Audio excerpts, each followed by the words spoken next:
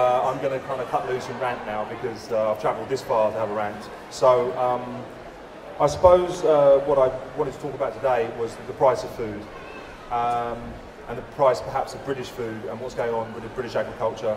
And I really want to make it quite clear that I don't know if as people we're getting it right, because we've been divided. We've been divided a little bit by the government, perhaps a little bit by our own social circumstances, but because we're individuals, we're not as powerful as if we were a community.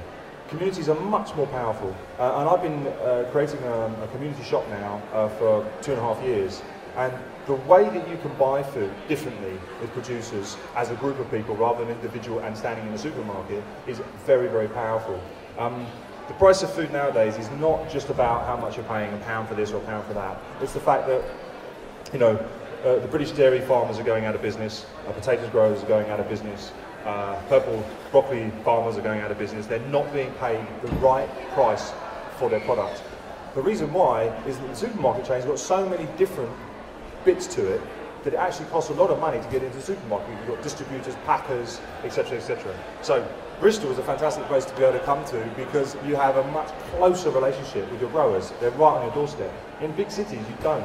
So the problem with a big city is you're heavily reliant on supermarkets. You're paying for a product that's travelling the globe to get to you.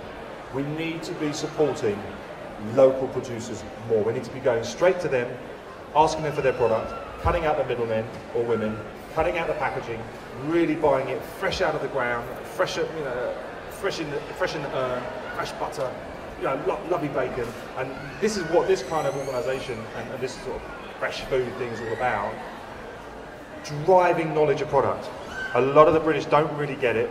I'm not quite sure why. I mean, today it looks fantastic, but you know, they're still shopping in supermarkets, still not buying British. And we are not a sustainable country. If we do not look after our product, if we do not look after our farmers, if we don't look after our heritage of food in this country, we will lose it. 90% of the fruit that we have in this country nowadays is imported. 60% of the food that we eat in this country is imported. Now that means we are not sustainable. Now that kind of worries me. If we cannot feed ourselves in times of crisis, we will starve. And I think it's absolutely vital that happenings like this happen all the time. We come together around food, we support our growers, we understand how to cook the food properly, how to get the vitamins and minerals into our bodies from the ground. This is the skill that we don't have, the skill that we've lost with the Industrial Revolution. We lost it with the French and the Italians came here and taught us how to cook, but actually the British know good food, they grow good food, we've got a fantastic climate for growing food in. Our fish and meat is second to none.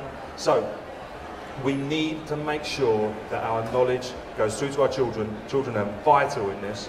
And we need to make sure that, you know, I've just taken part in a campaign to keep cooking in schools. The government are taking it out of schools. Now, if the kids don't know good food, the parents don't know good food, where are we going to end up? We're going to end up relying heavily on the massive supermarkets to be shipping in food from around the globe. I lived in Spain a little while ago, and the Spanish were producing food for the British supermarkets. The Spanish labour just got a little bit too expensive, so the supermarkets then went to Morocco, South Africa, cheap labour, free water. I mean, you know, our supermarkets, let alone the globe supermarkets, are out there destroying other cultures and other different types of food production just to feed people in the supermarkets here. Now, I've seen the waste that goes on in supermarkets, massive. You go into the fields, they are only taking about a third to half of the product that's in the field to the supermarket. The rest of it's being either turned back in or created as waste. Now, that is, I mean, I went to a 130-acre broccoli field and they're only taking 30% of the broccoli out. The rest of it was just trashed. 70%. So 70% of the food that we're growing is being thrown away in the field. It then gets shipped to the supermarket. At the supermarket, they're saying, well, I don't really like that, no, let's take that off. And they're saying that that's about 20% of the food that's taken to the supermarket is rejected.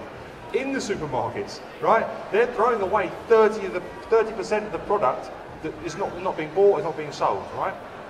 So that gets thrown away. You then take that broccoli home and you supposedly throw 30% of that away. So is anybody eating any food that we're growing in this country? No. Right? We're not using our resources properly. That's a crime, right? So there's crimes going on all over the place in this country. We need to wake up. So we need to support these types of things. We must support our growers and our producers. producers are keen to make all of these connections. They want to sell directly to you. They don't want to have the middleman in there. So growing and buying locally is essential. You don't have to travel very far. You don't need this multitude of packaging, right? So you can buy it fresh, buy it seasonally. Therefore, when it's in its glut, so like the purpose-wrapped broccoli today is absolutely gorgeous. Get some of that.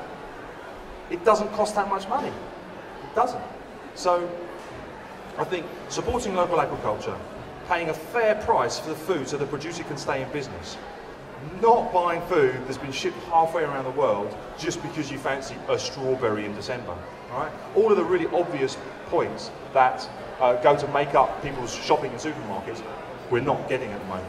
So, don't quite know where this rant's going, but food is essential to us. It's probably at the most important things. Like Bob Marley said, food, clothes and shelter is all we need, really.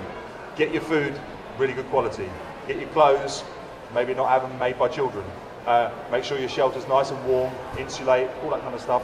And I suppose my rant is, you've got to love this planet, because if you don't, we ain't going to have it for much longer. Thank you. Brilliant. Well, thank you so much, Arthur. And I think, while some of that's almost depressing, I think the uplifting idea. Arthur's happy.